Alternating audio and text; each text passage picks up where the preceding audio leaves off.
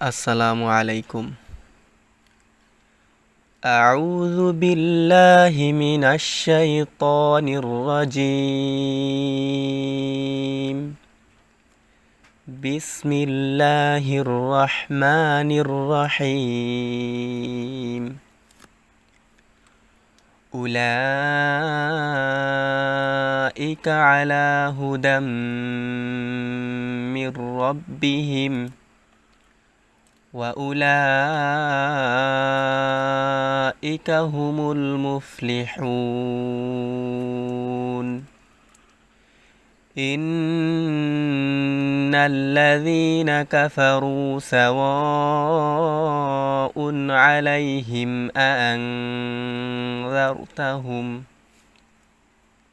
أأنذرتهم أم لم تنذرهم لا يؤمنون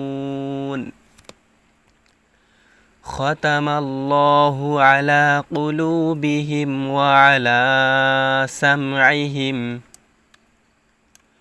وعلى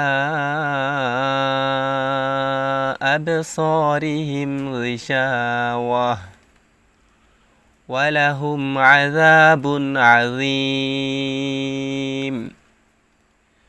ومن الناس من يقول آمنا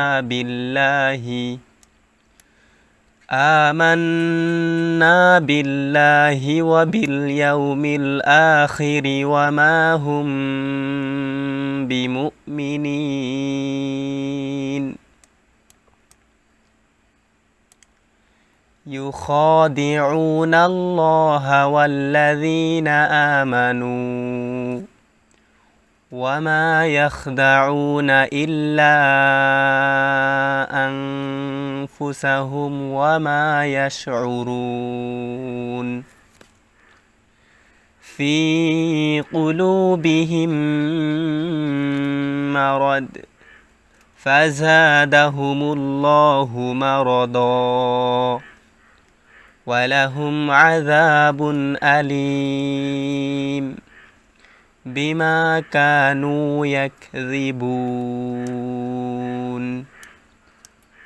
وإذا قيل لهم لا تفسدوا في الأرض قالوا إنما نحن مصلحون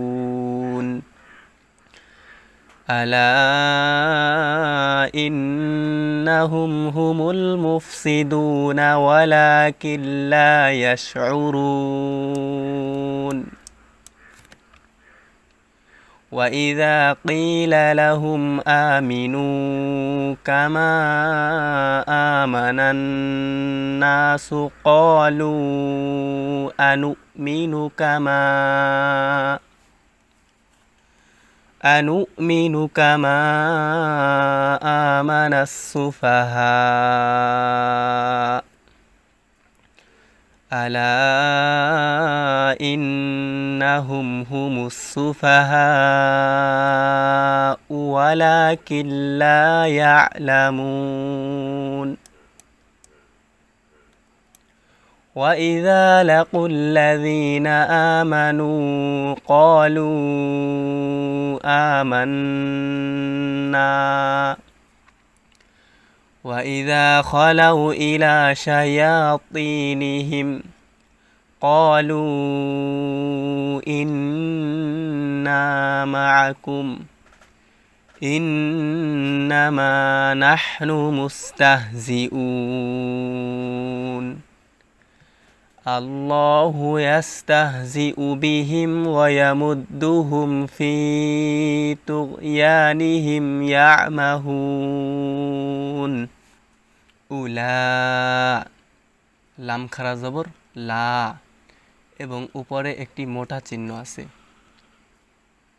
মদের হরফের উপর মোটা চিহ্ন, এই খারা জবরের ভিতরে খালি আলিফ আছে। খালি আলিফ হচ্ছে মদের হরফ। মদের হরফের উপরে মোটা চিহ্ন, বামে যদি এরকম হামজা থাকে তাহলে এটাকে বলা হয় মদ্দে মুত্তাসিল। এখানে 4 আলিফ পরিমাণ টেনে পড়তে হবে। আলা, লামের উপরে খাড়া জবর, তাই এখানে একালিফ টেনে পড়তে হবে। হুদাম, এখানে মিমের উপরে কি আছে? তাসদিদ আছে। তানবিনের পরে ঈদগামে বা গুন্নাহর হরফ মিম আসছে। ঈদগামে বা গুন্নাহর হরফ 4টি, ইয়া ওয়াও মিম নুন। নুন সাকিন অথবা তানবিনের পরে, এখানে তানবিন আছে। তানবিনের পরে ঈদগামে বা গুন্নাহর হরফ মিম আসছে, তাই এখানে গুন্নাহর সাথে মিলিয়ে পড়তে হবে। এটাকে বলা হয় ঈদগামে বা গুন্না। মির, এটাকে বলা হয় ঈদগামে ব্লা গুন্না। নুন সাকিনের পরে ঈদগামে ব্লা গুন্নাহর হরফ র আসছে, তাই এখানে গুন্না ছাড়া মিলিয়ে পড়তে হবে। মির, মির রব্বিহিম। ওয়া উলা, লা, এটা কি? মদের হরফের উপরে মোটা চিহ্ন, বামে হামজা আসছে, এটাকে মদ্দে মুত্তাসিল বলা হয়। হুমুল মুফলিহুন, হুন, এটা হচ্ছে মদ্দে আরজি, মদের হরফের বামের হরফে ওয়াকফ হয়েছে। ইন্নাল্লাযীনা, ইন, এটা হচ্ছে ওয়াজিব গুন্না, নুনের উপরে তাসদিদ আসছে, তাই এটাকে ওয়াজিব গুন্না বলা হয়। গুন্না করতে হবে এখানে। ইন্নাল্লাযীনা কাফারু, রু, পেশের বাম পাশে যজমওয়ালা ওয়াও আসছে, তাই একালিফ টেনে পড়তে হবে। সাওয়া, মদের হরফের উপর মোটা চিহ্ন, বামে হামজা আসছে, ইহাকে মদ্দে মুত্তাসিল বলা হয়।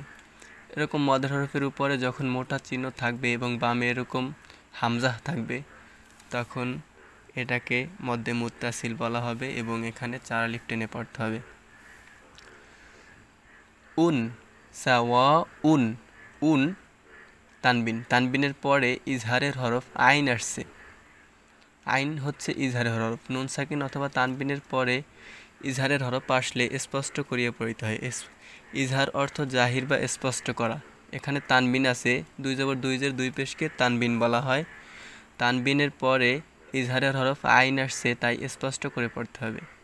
আলাইহিম, আং, আং, নুন সাকিনের পরে ইকফার হরফ জাল আসছে, তাই গুন্নাহর সহিত গোপন করে পড়তে হবে। আনজারতাহুম আম লাম তুং, তুং, এটা হচ্ছে ইকফা গুন্না, নুন সাকিনের পরে ইকফার হরফ জাল আসছে। তুনজিরহুম লা ইউমিনুন, মদের হরফের বামের হরফে ওয়াকফ হয়েছে। মদের হরফের বামের হরফে ওয়াকফ হইলে মদ্দে আরজি হবে, এখানে 3 আলিফ টেনে পড়তে হবে। খতামাল্লাহু, ল উচ্চারণ হবে, কারণ আল্লাহ শব্দের লামের পূর্বে জবর আছে। এটা হচ্ছে কি, আল্লাহ শব্দ পূর্বের হরফের উপর কি আছে? জবর আছে, তাই এখানে ল উচ্চারণ করতে হবে। যদি জের থাকতো তাহলে লা উচ্চারণ করতে হবে, কিন্তু জবর অথবা পেশ থাকলে ল উচ্চারণ করতে হবে। আলা কুলুবিহিম ওয়া আলা সামঈহিম ওয়া আলা আবসারিহিম, ওয়া আলা, মদের হরফের উপর চিকন চিহ্ন, বামে আলিফ আসলে ইহাকে মদ্দে মুনফাসিল বলা হয়। মোটা চিহ্ন থাকলে মুত্তাসিল এবং চিকন চিহ্ন থাকলে মুনফাসিল। এবং এরকম মদের হরফের উপর যদি চিকন চিহ্ন থাকে তাহলে বামে এরকম আলিফ থাকবে, সো এটাকে বলা হয় মদ্দে মুনফাসিল। আবসারিহিম গিশাওয়াহ, ওয়াহ, আমি এখানে কি ওয়াকফু করছি। ওয়াকফের পূর্বে যদি গোলতা হয় তাহলে গোলতাকে হা উচ্চারণ করতে হবে। এটা দেখতে কেমন? হায়ের মতো, কিন্তু উপরে 2টা নক্তা আছে, এজন্য এটার নাম হয়েছে কি? গোলতা। সো আমি যখন ওয়াকফ করব, ওয়াকফের পূর্বের হরফটা যদি গোলতা হয় তাহলে গোলতাকে হা উচ্চারণ করতে হবে। ওয়াহ, ওয়াও হা জবর ওয়াহ, গিশাওয়াহ। ওয়ালাহুম আযাবুন, বুন, তানবিনের পরে ইজহারের হরফ আইন আসছে, তাই স্পষ্ট করে পড়তে হবে। আযাবুন আযীম, মদের হরফের বামের হরফে ওয়াকফ হয়েছে, একে মদ্দে আরজি বলা হয়।